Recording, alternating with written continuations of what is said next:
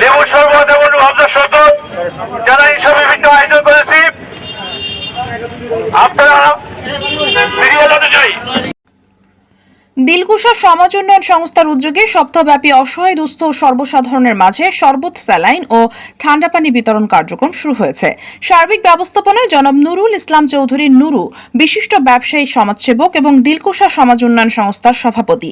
এ সময় আরও উপস্থিত ছিলেন মোহাম্মদ নূরনবী, বিশিষ্ট ব্যবসায়ী ও সমাজসেবক, উপদেষ্টা, দিলকুশা সমাজ উন্নয়ন সংস্থা, মোহাম্মদ মনির হোসেন চৌধুরী, সভাপতি, আওয়ামী মৎস্যজীবী লীগ, মতিঝিল থানা, জনাব খলিলুর রহমান, সাধারণ সম্পাদক, ঢাকা জেলা স্টপ বাস শ্রমিক ইউনিয়ন, মোহাম্মদ বেলাল হোসেন, সাধারণ সম্পাদক, দিলকুশা সমাজ উন্নয়ন সংস্থা। সার্বিক সহযোগিতায় আহমদ ইসলাম পুতুল, মিজানুর রহমান মনা, ইমারত হোসেন, বাবলু হোসেন, ইউনুস, সোহেল মাদবর, আব্দুল গাফফার, বাদল ও জুয়েল খান।